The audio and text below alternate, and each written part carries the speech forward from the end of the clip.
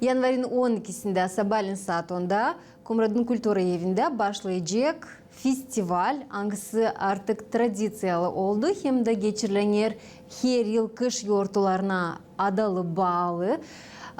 Festival Kolada adetleri.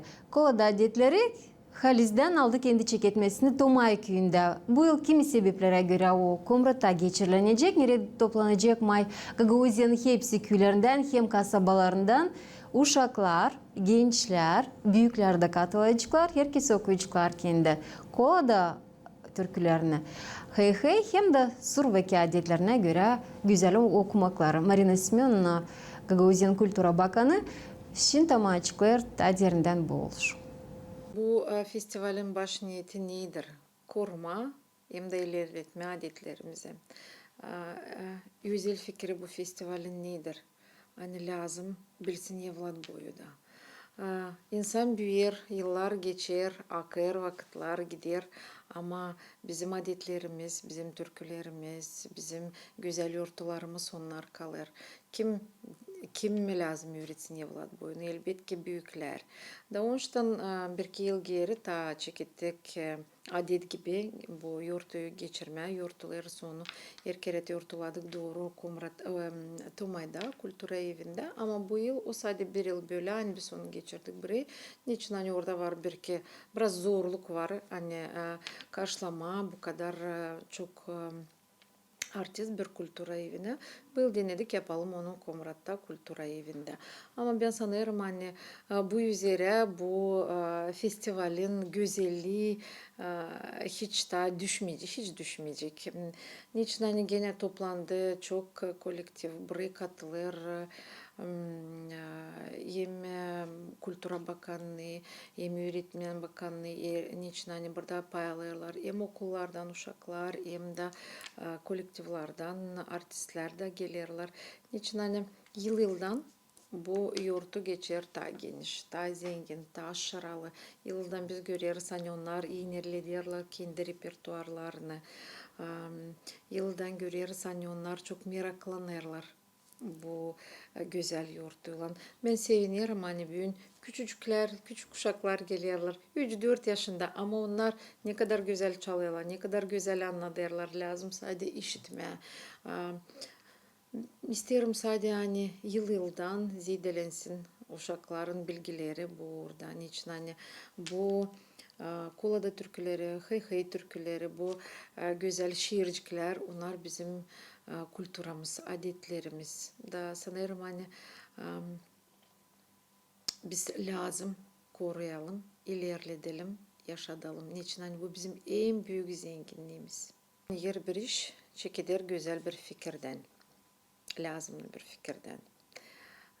Bir iki yıl geri bize çekittiler, SMS yazıldı, telefon açtılar, insanlar soruyorlar, nereden varınca bulalım Kolada türküsü, nereden varınca bulalım bir hey hey türküsü.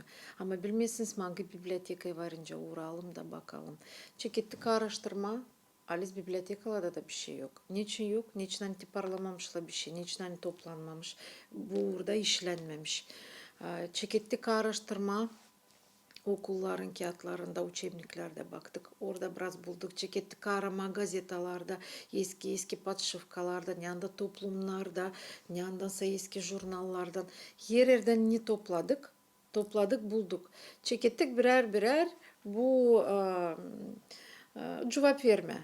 İstediler yollarız, istediler yollarız ayırın. Ama o kadar çok başladılar bizden sorma. Hani vakit de yoktu. Hepsi cinlen oturma, laf etme, ayırma, kimin savuşağını ama yardımcı da isteyesin olman için hani uşak isteye pay alma, uşak isteye kolada gezme, uşak isteye hey hey gezme, suvraki gezme ama nereden o uşak bilsin, nereden o anlasın, nereden o öğrensin. Analar babalar da bekim bilmiyorlar. Da burada biz çekettik düşünme. Niye soy varınca yapma, hani hepsi bilsin, yani öğrensin. 2 yıl geri çekettirdik bir proje, güzel bir proje. Benim bakışıma göre regional stüdyasında Topladık insanları, Gagauziya'dan yaşayanları, anglarını topladık, getirdik. Bir yıldan ziyade geldi insanlar, angları çaldılar türküleri. Ama dilde sadece kolada türküleri, yayda yeni yıl türküleri, orada vardı çok türlü türkü. Ağlamak türküsü, garip türküsü, Menyev, Şalazari, türlü türküler.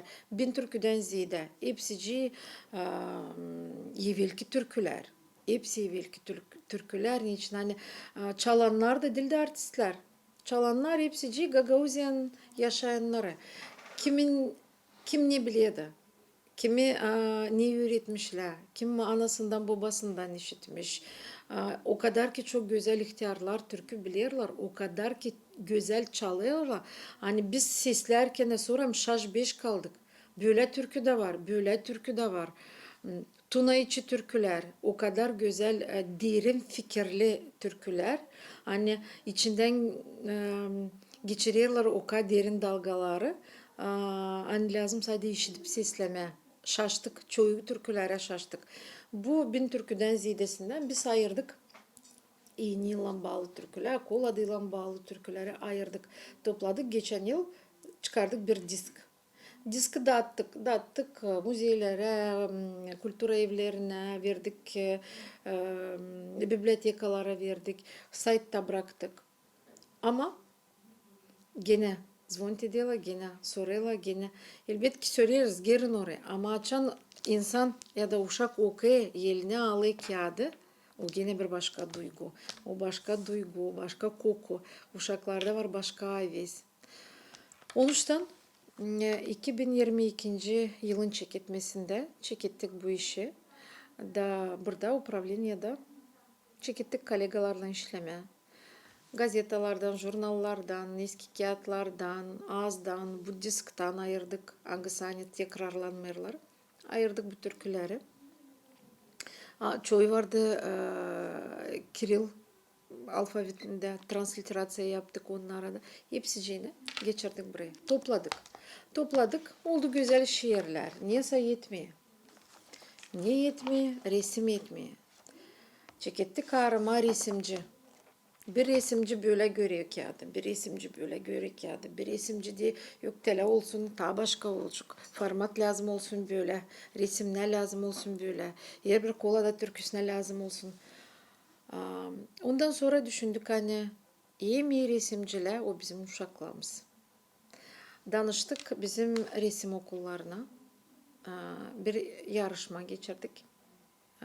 Da kimin en güzeldi yarışmaya bakarak resimleri ona girdiler bu kağıda. Uşaklar küçük 9 yaşında, 8 yaşında, 16 yaşında da vardı. Ama bunların resimleri girdiler buraya. Da bir şüphesiz bir gün var önce söyleyeyim. Hani hem talantlı uşaklar, onun Gagauzyan uşakları. Onlar hem talantlı.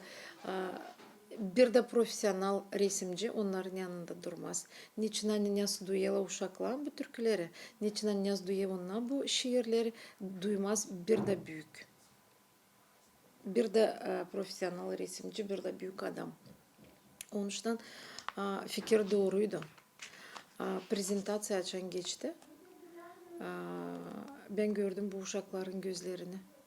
Nesi ona seviniyorlar, nesi büyük havizle onlar çıktılar alma kendi kağıtlarını, nesi büyük havizle onlar aldılar kendi diplomlarını. Da sayarım hani bu kağıt unikal bir kağıt hani o ilk ama pek isterim hani olmasın bitki. Niçin hani kağıt tipardan çıktı. 1000 tane çıktı tipardan. Hiç düşme söyleme. Parasız mı pahalı mı? Hiç yok pahası. Sadece gün lazım ta zengin edelim bu kağıdı. Niçin hani prezentasyyadan sonra bize başladılar yollama. Messenger'a da başladılar öyle de yollama.